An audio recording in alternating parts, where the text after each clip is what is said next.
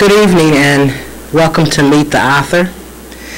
Today we have Jacqueline with us. I don't know how to pronounce your last name. Brathwaite.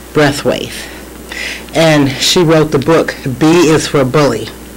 It's a children's book for ages 4 and up, yes. And up, okay.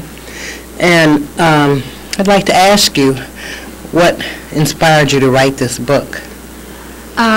Well, the idea came to me. I was watching a news program and featuring this father who had recently lost his son from bullying. Apparently, this young girl at his school thought it was funny to pretend that she would go out with him and then afterwards spread nasty rumors that he was gay and so forth. So that really affected him, and he ended up hanging himself. And so this father was, trying to find out what he could have done better, how he could have protected his son from, that happening. And, it really, really touched my heart, because I just couldn't imagine how kids can be so mean to each other and, have so much disregard for each other's feelings. So, the idea came to me right there in the spot, and, I just wrote out all the words.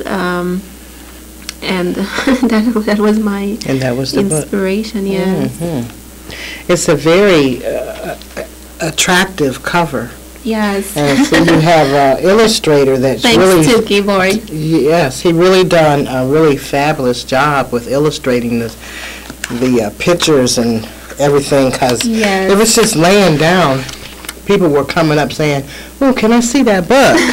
It just draws you to it. Yes. Mm-hmm.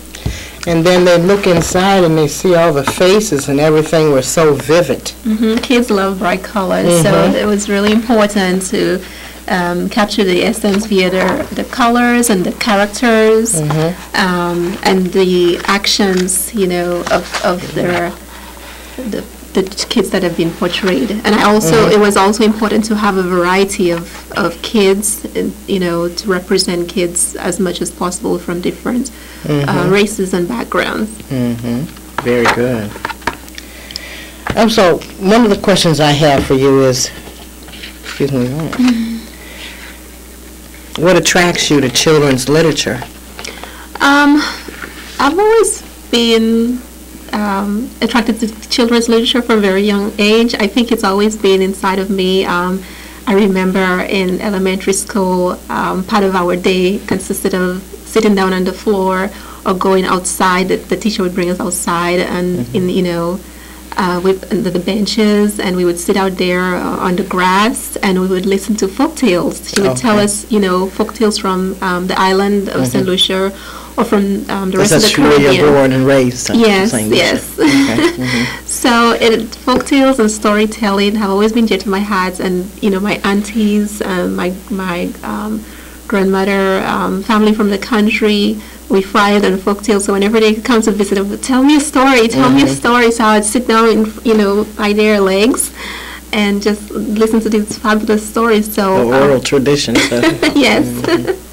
So I always wanted to, spread and share those stories. I may not be the best storyteller, but I feel I can communicate the different stories or the ideas and sort of mix them up in terms of things that I've heard, and mix it up with new things, new ideas. Okay. And because I know as a child I loved that time, either before going to bed or at school, to be able to listen. Time. Yes. So it helped pass down a lot of lessons learned, and traditions and culture, and the rituals of your culture.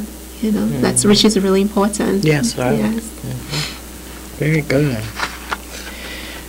Now, the other question is, what sets your book apart from other books in your genre, children's literature? Well, I think with this particular book, B is for Bully, it helps to bridge the gap between the books that are out there for, in terms of fiction stories for younger kids as well as, older kids, and more instructional, how to prevent bullying. Both this one, I think,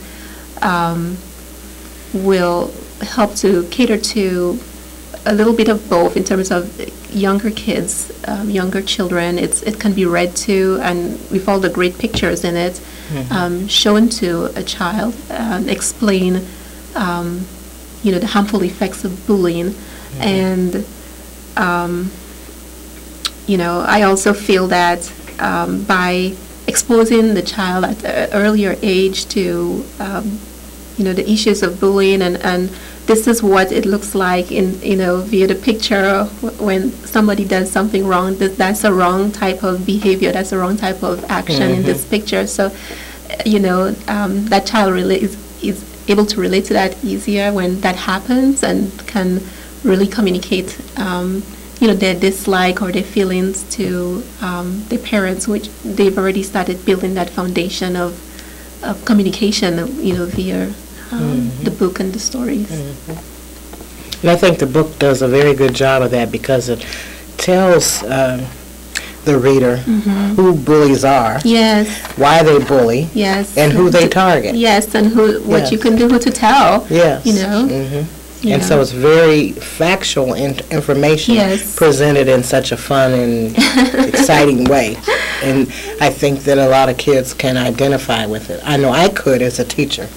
I've seen a lot of that happen, especially, in the middle schools, with bullying them into fighting. And the kids feel that they have to fight in order to protect their reputation. Yes. Or other they get bullied some more. Really worse than that. So I could identify with it. And some of the people that were attracted to it could identify with it because maybe they had been bullied or in their childhood, or they seen people being bullied, or they had children or grandchildren that are being bullied now. And so a lot of people were, a lot of people were attracted to it.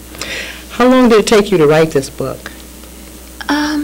From start to finish, from the time you got the idea? Well, I would say about 6 months. Okay. In terms of the process, contacting different publishers, first of all, doing research on different publishers, and,